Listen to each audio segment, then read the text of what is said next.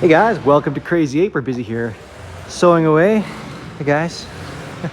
So these are some crazy crash pads. You can call them porta pits, like that's a trademark name though, so we'll just call them crash pads because that's what we do here. These are incredibly soft. They are stacked up with a blend of things. For the most part, it's all of our crushed core foam. There's our little layer in there as well. But these are meant to be incredibly soft. You can join them. The person originally talked about doing a 8-foot by 10-foot mat. We're like, well, you actually might not like that. It's gonna be very cumbersome to move. So we split it. This is our trademarked interconnector strip.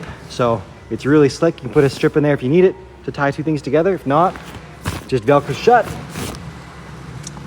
Now, these aren't as tight and as fitted as our pads usually are. We usually like them to look really crisp and gorgeous, but you do give that up when you're going to a really fluffy pad. This is meant to just absorb all the impact. We're meant to just crash right into it.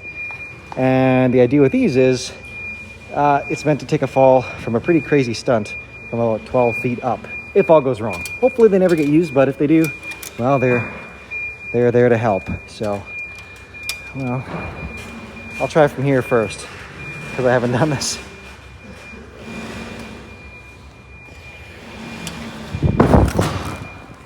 Wow.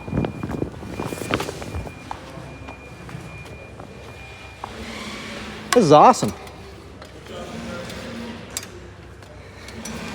All right, one higher.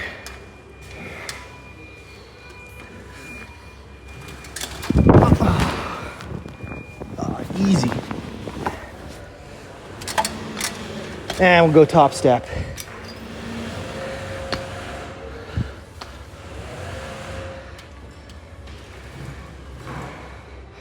Now I'm kind of scared. But this is what we do. I think they're good.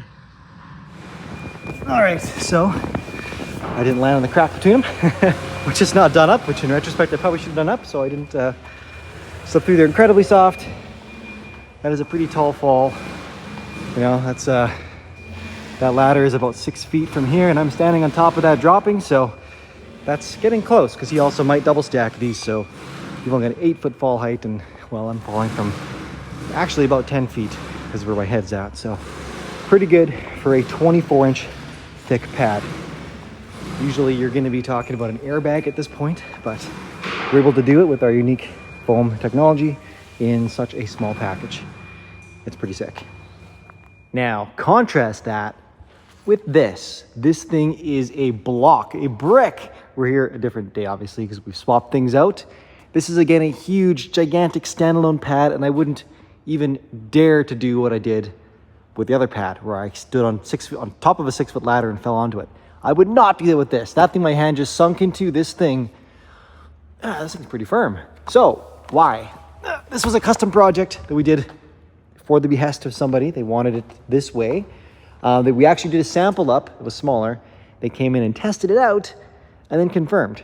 So why? Why would you want this rather than the other thing? Well, it comes down to logistics. It comes down to what this is used for, a number of other things.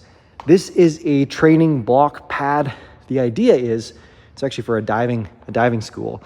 The idea is they have these in between the tramps. They can have trainers on both sides, and a kid can practice backflips, front flips, different tucks on top of this. It's firm enough, they can still bounce. You can never do that on, we'll jump and tuck. You can never do that on the other, the Marshmallow pads I had here before. Wow, yeah.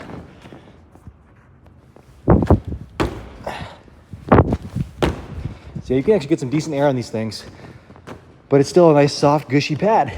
And we've done a layered approach to the foam. So if something gets damaged or something, they want to fine tune it, we could slip in a firmer layer near the top if they want it to be even firmer, or vice versa, a soft layer or a crushed core layer. That would substantially change the feel and performance of it, but our layer techniques allows us to do that. This can evolve with their needs as they need to. Now, why so thick? Because you wouldn't really need it this thick. Really, you're only getting performance out of the top, 6, 8, 10 inches of this foam. For all intents and purposes, the rest of it could just be a block of wood or just the floor. Well, that comes down to the way they teach. This gets younger kids at a better height for coaches and trainers to manipulate and help, help them do their flips. On the flip side, they're in a temporary space. They use folding trampolines right adjacent to this big, huge pool.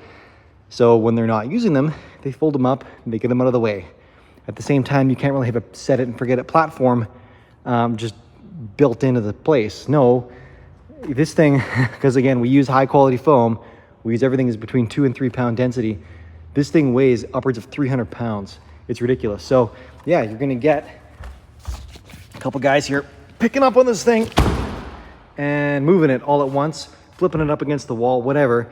It's still portable, but it's a huge platform that they can just use. So it fulfills the role, it's modular, it's incredibly durable, and if I made more, I might actually ask if they want to go lighter weight foam, because it might be a good trade-off. This thing's gonna last an incredibly long time. Because we use layered foam, we can vacuum pack, ship out, replacement sheets if they ever start wearing on the top layer. Because there's so much foam in here, they could literally take the top layer, flip it to the bottom, and so on and so forth, and really get just a ton of use out of the top layer of this material. So anyways, just one more thing you guys can get at CrazyApe.shop.